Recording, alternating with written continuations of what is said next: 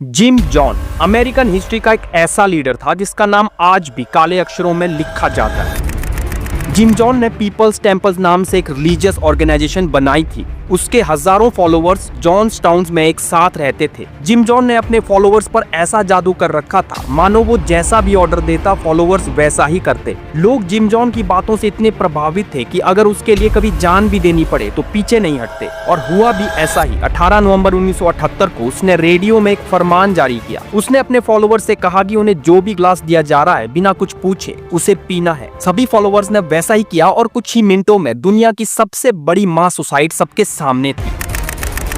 बच्चों से लेकर बूढ़ों तक 900 से ज्यादा लोग मारे गए थे क्योंकि उन ग्लास में साइनाइड और ट्रांसकुलाइजर था। Today on the body of the founder of the People's Temple, Jim Jones. His sons who were simply going to sleep. Some had pillows beneath their heads. ऐसे ही एक इंडियन गुरु थे जिनकी एक झलक के लिए लोग घंटों इंतजार करते थे। लोग उन्हें इतना चाहते थे कि उन्हीं के साथ आश्रम में रहने के लिए अपना घर, काम सब कुछ छोड़ने के लिए तैयार हो जाते। इनका जन्म हुआ तो भारत में था, लेकिन उनके नाम का एक पूरा शहर अमेरिका में बनाया गया था। ये सिर्फ एक शहर नहीं था, बल्कि यहाँ पर उस जमाने में हर एक फैसिलिटी थी, अपनी सिक्योरिटी, अपने रूल्स, यहाँ तक कि अपना ही एक एयरपोर्ट भी था। इनके पास महंगी से महंगी चीजें थी। इनके पास उस जमाने में 90 से ज्यादा रोल्स रॉयस थी, चार्टर्ड प्लेन्स थे, दुनिया के कई देशों में कई लाखों डॉलर की प्रॉपर्टी थी और हाथों में हजारों डॉलर की रोलेक्स होती थी। उनके लाइफस्टाइल से कोई भी ये नहीं कह सकता था कि वो एक अध्यात्म गुरु हैं, लेकिन इसके बावजूद वो सिर्फ गुरु ही नहीं थे बल्कि भगवान बन चुके थे। हम बात कर रहे हैं ओशो की, भगवान रजनीश की, जिन्हें सिर्फ भारत में ही नहीं बल्कि पूरी दुनिया में सुना और पढ़ा जाता है। ओशो हमसे आग्रह करते हैं कि मानो मत जानो। ओशो जैसा व्यक्ति वो कह रहा है कि मैं अज्ञानी हूँ। सन 1971 में उन्होंने खुद को भगवान घोषित कर दिया। तो ओशो का मतलब है जिसको ओशनिक एक्सपीरियंस हुआ, बूंद सागर में समा गई। रजनीशपुरम, वहाँ पर न्यूड क्लब था। जी था।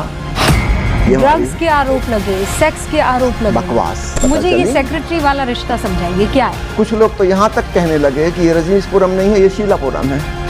शीला कांटेदार पेड़ था। जी।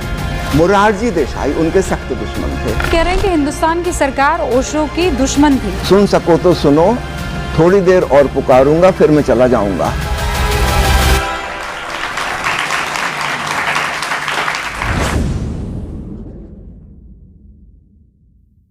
ओशो के विचारों से ज्यादा उनकी कंट्रोवर्सीज पॉपुलर हो रही थी क्योंकि वो भले ही लाखों लोगों के लिए भगवान थे, लेकिन कंट्रोवर्सीज ने कभी उनका पीछा नहीं छोड़ा। ओशो की लाइफ कभी भी स्मूथ नहीं रही। जिस तरह डॉन के पीछे 11 मुल्कों की पुलिस लगी हुई थी, वहीं ओशो पर भी 21 देशों की सरकारों ने बैन लगाया हुआ था। ये 20वीं सदी थी, इंसान चांद तक पहुंच गया था, लोगों का लाइफस्टाइल मॉडर्न हो गया था और ऐसे समय में किसी इंसान को भगवान का दर्जा मिलना आसान नहीं था। और ऐसा उनकी लाइफ में क्या हो गया था कि भगवान को एक बार नहीं बल्कि दो बार अपना ही घर छोड़कर जाना पड़ा। आज इस वीडियो में ओशो की लाइफ पर डिटेल में बात करेंगे, जहां उनकी अपनी ही एक कल्ट है। लोग उनकी बातों से इतना प्रभावित होते हैं कि आज भी उनकी बुक्स, ऑडियो और वीडियो सबसे ज्यादा डिमांड में रहती है।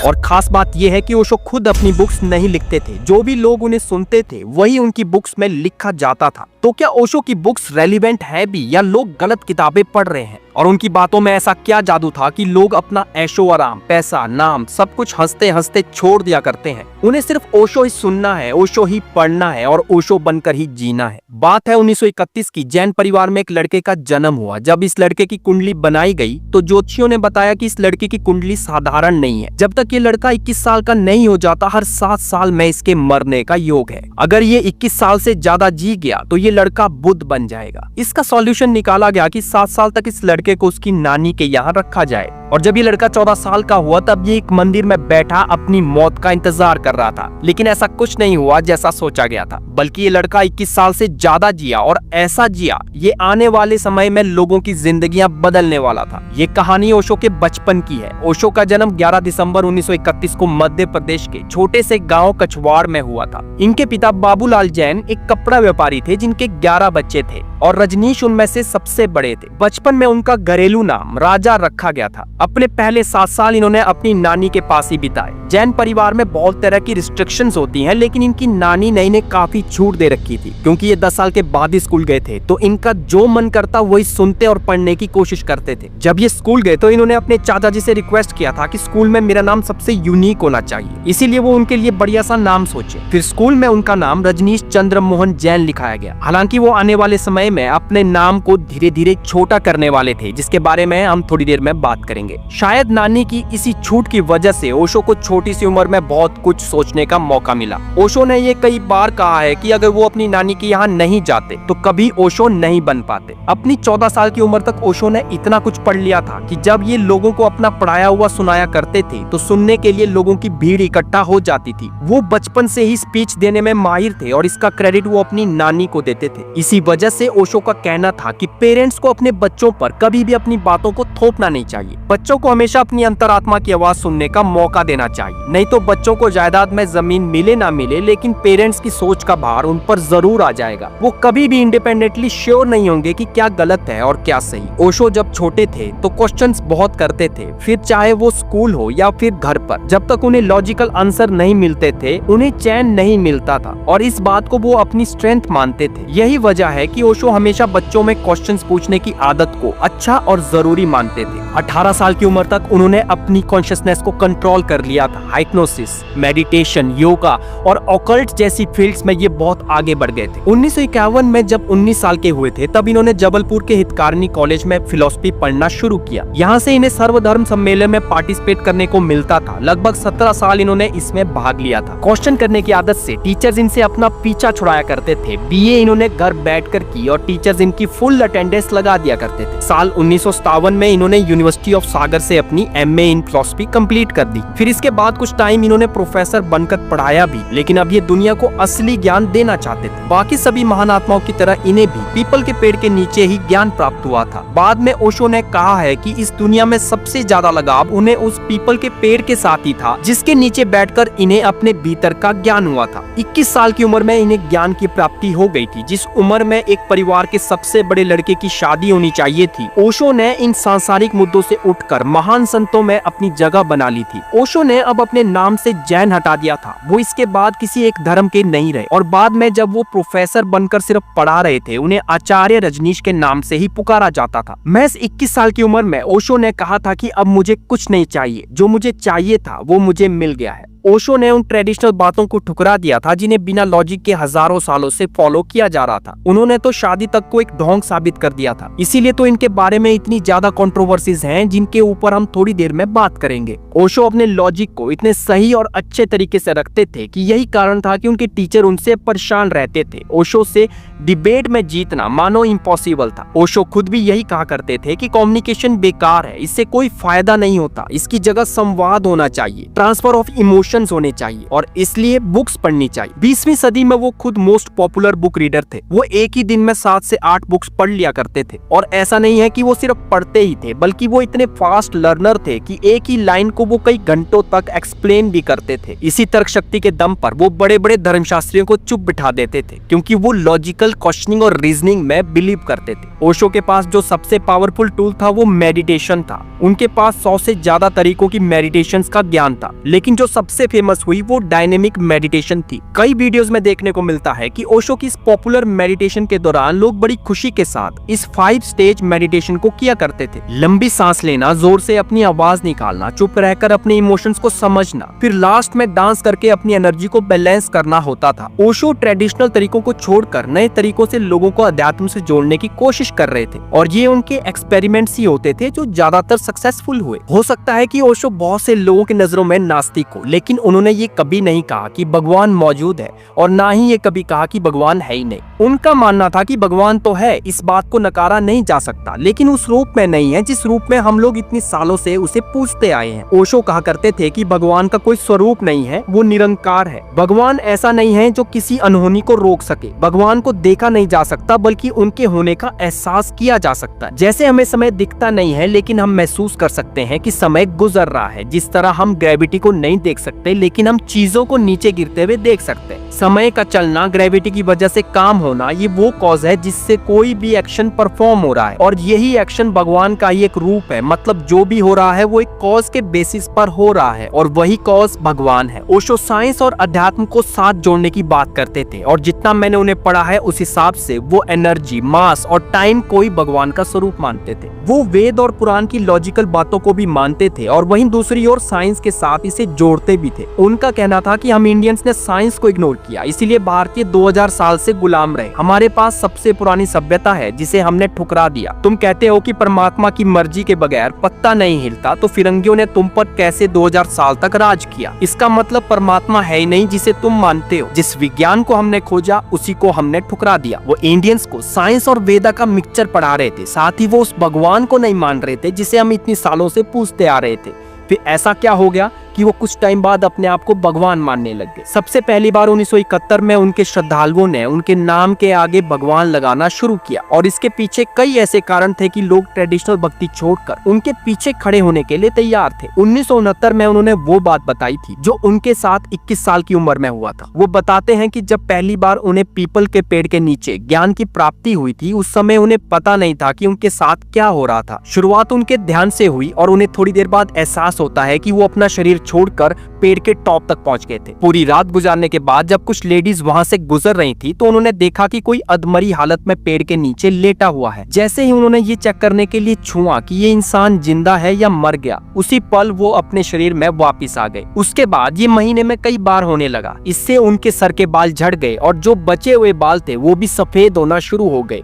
वो अपनी उम्र से 10 साल ज्यादा बड़े दिखाई दे रहे थे। इससे उन्हें एहसास तो हो गया था कि अगर मैं 70 साल जीता तो अब वो 60 साल ही जी पाएंगे। 10 अप्रैल 1990 को जब वो अपने प्रवचन के बाद हॉल से निकलते हैं, वो अपनी गाड़ी की तरफ जा रहे थे। उनके साथ कुछ ऐसा हुआ कि ओशो खुद बहुत हैरान थे। ऐसा कभी उनके साथ नहीं हुआ था। एक औरत जो उनकी गाड़ी को ड्राइव कर रही थी, उसने जब कुछ महसूस किया तो ओशो से बात की और कहा कि जब आप कार में बैठने ही वाले थे तो ऐसा लगा आपके अंदर से कुछ चीज आपको छोड़कर चली गई है। तो उसने पूछा कि ये क्या था, तो ओशो ने इस पर कहा कि हाँ, अब मेरी जीवन ऊर्जा मुझे छोड़कर जा रही है, और आज ये मेरा लास्ट सेशन था, इसके बाद मैं कभी नहीं बोलूंगा। ओशो ने ये भी कहा था कि जिन्हें ज्ञान प्राप्ति हो जाती है, उन्हें अपने मरने की डेट उतने ही दिन पहले पता चल जाती है जितने दिन बच्चा अपनी माँ के पेट में रहता है। उनके केस में एग्जैक्ट 284 दिन पहले ही उन्होंने अपनी मौत के बारे में इशारे कर दिए थे।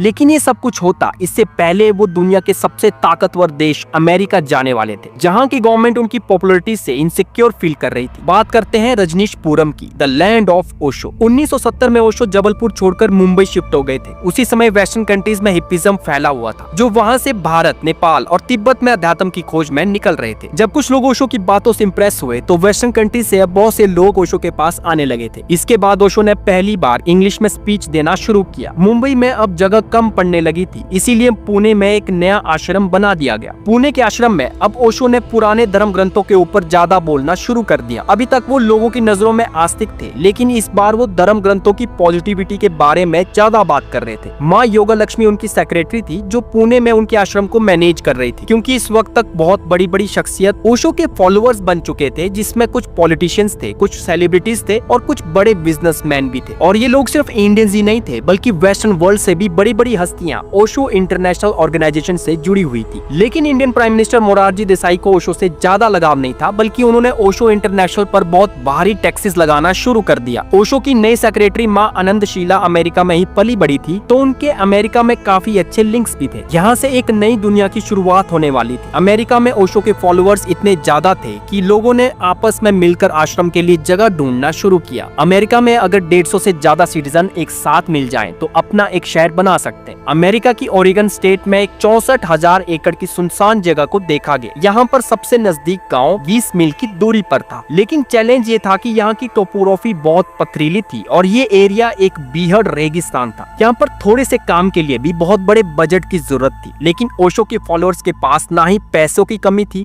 और ना ही जज्बे की। आर्किटेक्ट्स प्लॉट बनाकर पूरे एरिया को कवर कर रहे थे। जिन्हें मशीन्स चलाना आता था वो मशीन्स चलाते थे। यहाँ मौजूद हर इंसान के पास जिस भी फील्ड में एक्सपर्टीज थी वो बस अपना बेस्ट दे रहे थे। कुछ लोग घरों को खुद ही तैयार कर रहे थे, कुछ लोग रोड्स बनाने का काम कर रहे थे, और ये लोग पैसों के लिए काम नहीं कर रहे थे, बल्कि उल्टा पैसा देकर काम कर रहे थे। ये सभी ओशो के फॉलोअर्स थे जो अपनी इच्छा से लगातार बिना थके काम करते जा रहे थे, ताकि जब भी इनके भगवान रजनीश यहाँ आए तो उन्हें किसी भी तरह की कमी ना हो। उनकी अपनी ही गवर्नेंस थी, अपनी ही सिक्योरिटी थी, अपनी ही म्युनिसिपल कॉर्पोरेशन थी, वोटिंग सिस्टम हुआ करता था, अपना ही इलेक्ट्रिक स्टेशन था जहाँ से अपने लिए खुद बिजली बनाई जा रही थी, अपनी ट्रांसपोर्ट सर्विसेज भी हुआ करती थी, यहाँ तक कि अपनी प्राइवेट एयर स्ट्रिप भी थी जहाँ पर एरोप्लेन उतारे जा रहे थे। यहाँ लोगों के लिए एक शॉपिंग मॉल भी था, लोगों के पास अपना बैंक था और इस जगह का नाम रजनीशपुरम रखा गया। अब ओशो की मैनेजमेंट इस जगह को और ज्यादा पॉपुलर बनाने के लिए अक्सर मीडिया एजेंसीज को अपने यहाँ बुलाया करती थी, ताकि ब्रॉडकास्टिंग से ज्यादा लोगों को रजनीशपुरम के बारे में पता चल सके। यहाँ एक बहुत ही बड़ा मेडिटेशन हॉल था जहाँ पर 10,000 से ज्यादा लोग एक साथ बैठ सकते थे। ये लोग यही नहीं रुके, इन्होंने सेल्फ डिपेंडेंसी के लिए खुद ही खेती करना शुरू किया। ये लोग खुद के लिए दूध और खाने का इंतजाम अपने आप कर रहे थे। कुछ ही महीनों में इन्होंने अपने लिए डैम भी बना दिया था। और हम बात करें 80 के दशक की, जिस समय कहीं भी इतने बड़े लेवल की पर्सनल कंस्ट्रक्शन नहीं हो रही थी। फिर अगस्त 1981 में ओशो अपनी नगरी रजनीशपुरम में पहुंचते हैं। उनका स्वागत बड़े धूमधाम से किया गया था। जब ओशो यहाँ पहुंचे तब उन्होंने मौन व्रत धारण किया हुआ था। ये मौन व्रत 3.5 साल तक चला। इस बीच वो भाषण नहीं दे रहे थे, बल्कि उनकी सेक्रेटरी आनंद शीला ही उनके बिहाफ में आगे बात करती थी। शीला ही पूरे रजनीशपुरम को अपने हिसाब से चला रही थी और इसके बाद ही अब रजनीशपुरम कंट्रोवर्सीज का सेंटर बनने वाला था। ओशो ने जब अपनी स्पिरिचुअल जर्नी शुरू की थी तब से ही कंट्रोवर्सीज उनके साथ चलना शुरू भी हो गई थी। ओशो को अमीरों का गुरु कहा जाता है और इस बात पे वो बोलते थे कि इसमें कोई बुरी बात नहीं है। अमीर परिवार से ही अवतार जन्म लेते हैं। भगवान राम, श्री कृष्ण, बाबा नानक, भगवान बुद्ध, ये सभी अच्छे परिवारों में ही तो अवतरित हुए थे। गरीबों के गुरु तो बहुत है, अगर मैं अमीरों का गुरु हूँ तो क्या दिक्कत है? क्योंकि ओशो उस हर बात को चैलेंज करते थे जहाँ से किसी भी इंसान की फ्रीडम पर क्वेश्चन लग जाता था। जैसे शुरुआत में जब उनका कोई भी फॉलोवर नहीं था, लेकिन वो बोलते बहुत अच्छा थे, इसीलिए शुरू में उन्हें उनके ही जैन समाज के गुरु अपनी सभा में बुलाया करते थे। जब वो तारण समाज के बारे में बोलते थे तो वहाँ पर भी लोग उनके खिलाफ होते थे। वो किसी भी बात को दोनों पॉजिटिव और नेगेटिव वे में एक्सप्लेन किया करते थे, लेकिन जिन लोगों को ओशो की पॉजिटिविटी सामने दिख रही थी वो उनके साथ बने रहे। फिर उसके बाद जब उन्हें खादी पहनना शुरू किया तो लोग उन्हें गांधीवादी मानकर उनके साथ चलने लगे। लेकिन वहाँ भी जब उन्होंने गांधी जी के खिलाफ बोलना शुरू किया तो वहाँ से भी सिर्फ वही लोग उनके साथ आए जिन्हें उनकी पॉजिटिविटी और डायरेक्शन ऑफ थॉट समझ आ रहे थे। उसके बाद ओशो की छवि एक नास्तिक की बन गई थी और यहाँ कम्युनिस्ट को लगा कि ये हमारी ही तरह है। लेकिन जब बाद में उन्होंने क्लियर किया कि सोशलिज्म को कैसे अवॉइड करना है, तो जहाँ कम्युनिस्ट को एक वक्त में लगा था कि उनको एक नया लीडर मिल गया है, तो अब उल्टा वही उनके खिलाफ हो गए थे। 1971 में उन्होंने नव संन्यास नाम का एक आंदोलन चलाया। ओशो नियो संन्यास में बिलीव करते थे, एक ऐसा सन्यासी जो नया हो, जो मॉडर्न लाइफ जीकर भी संन्यास ले सकता है। नहीं तो हम अक्सर संन्यास को त्याग से जोड़ते हैं। जो भी इंसान घर परिवार, मोह माया, रिश्तेदारी, दुनियादारी सब कुछ छोड़ देता है, वो तब जाकर हमारी नजरों में सन्यासी बनता है। लेकिन ओशो ने सन्यास की अपनी ही नई थ्योरी सामने लाई थी। उनका कहना था कि आप जैसी लाइफ जी रहे हो वैसे ही इंजॉय करते रहो, जैसा खाते हो, जैसा पहनते हो, सेक्स करते हो, वैसे ही रहो। इन चीजों को छोड़ने की जरूरत नहीं है, ज्ञान का होना सबसे इम्पोर्टेंट है। अपनी ऐसी कुछ बातों से ओशो हमेशा कंट्रोवर्सीज में रहते थे। उनकी बुक संभोग से समाधि लोगों के बीच बहुत पॉपुलर हुई थी। ओशो का मानना था कि काम वासना को तब तक इंसान त्याग नहीं सकता जब तक उसे पूरी तरह से जी ना ले। जहाँ दूसरे धर्म गुरु सब कुछ त्यागने के लिए कह रहे थे, ओशो ने बिल्कुल इसके अपोजिट करने के लिए कहा था। इसीलिए अब वो ऑलमोस्ट सभी धर्म गुरुओं की नजरों में खटक रहे थे। ये बात सिर्फ सनातन धर्म की ही नहीं रही, बल्कि सभी धर्मों में ये बात अनएक्सेप्टेबल थी। और यही बात ओशो बोलते थे, किसी भी तरह का बंधन कैसे किसी इंसान को अध्यात्म की ओर ले जा सकता है। बेशक एक इंसान जिसे संन्यास लेना है वो घर परिवार छोड़कर वो बाहर आ जाएगा, लेकिन फिर अध्यात्म के लिए बनाए गए रिस्ट्रिक्शंस भी तो उसके लिए बंधन का ही काम कर रहे हैं। फिर बंधन होते हुए कैसे कोई अध्यात्म को पा सकता है? बात तो वहीं की वहीं रह गई। ओशो के साथ इतनी कंट्रोवर्सीज हैं कि कई देशों की सरकारें उन्हें अपने देश में रखना ही नहीं चाहती थी। अपने फॉलोअर्स की वजह से भी ओशो कंट्रोवर्सीज में रहते थे, जिन्हें बिना कोई बाउंडेशंस के,